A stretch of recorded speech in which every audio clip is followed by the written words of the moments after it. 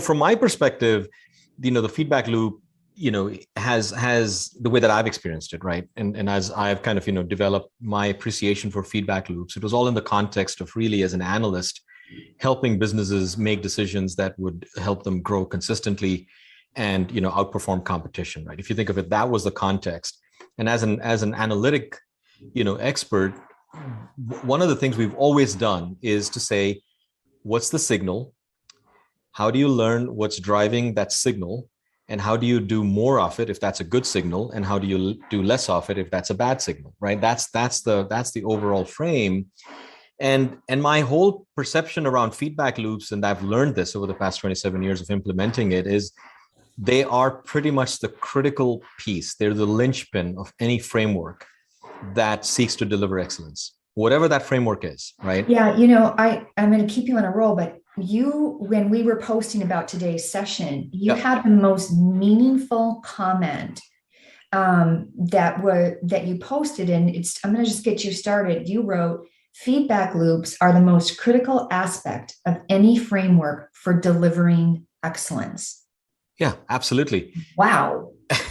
Yeah. And I say that because, like I said, I experienced it very much as part of my professional work, right? Yeah. Like I said, I was brought in by organizations to build capabilities and develop teams to primarily do things that said, my business is spending a lot of resources in generating demand, right? Help me understand how to make that spend more effective. It's as simple as that. That was the business ask.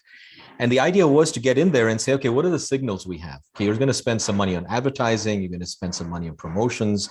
Let's look at those signals and let's see what's working, right? Like, when I do something, how much more is it pushing my business versus when I do something, it's not pushing as much. Simple.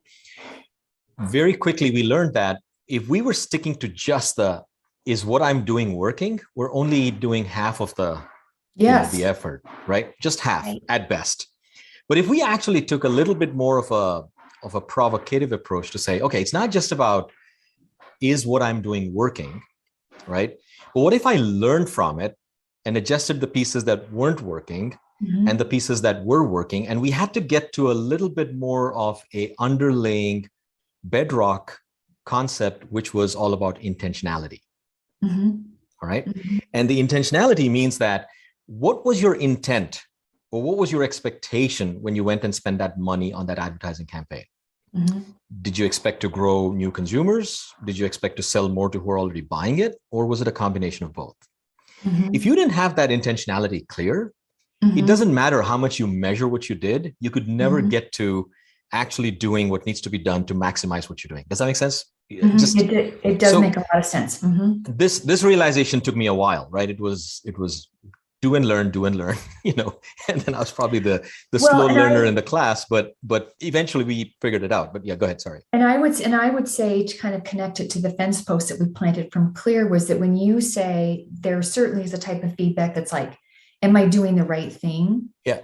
That would, to me, correlate more to what Clear is writing about in terms of balancing feedback. Exactly. Am I doing the right thing? Am I on track? Am I on track? Yeah. But then when you get into reinforcing feedback, like how fast can I go on the track, or can I go faster? You get to the feedback that you were just talking about, which is, well, where was your original intent? What was your original purpose in actually trying to get there? Yeah.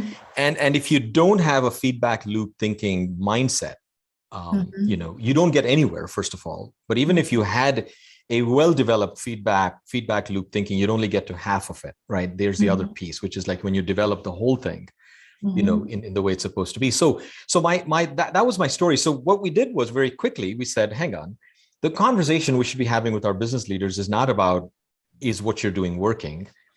It should really be, what was your intent first? Set that benchmark, then go forecast what you think is going to happen. And if you meet the forecast, great, do more of it. If you don't meet the forecast, then learn from it. What was the gap? Why did it happen? Did we not do something we said we were going to do? Yeah. Or, you know what I mean? Or are we not even aware of the things that we need to do that move the needle, right? So anyway, so that's my story. And so that was how I grew up, if you may, learning feedback loops and the effectiveness of them. The way that it relates to, what we're talking about today is, it is so true. When you said, you said that the author of the article didn't say it, but your words were for business. Absolutely 100% agreed, right? So when you think about feedback loops, where at least when I think about feedback loops in the context of leadership development, I think they're even more critical,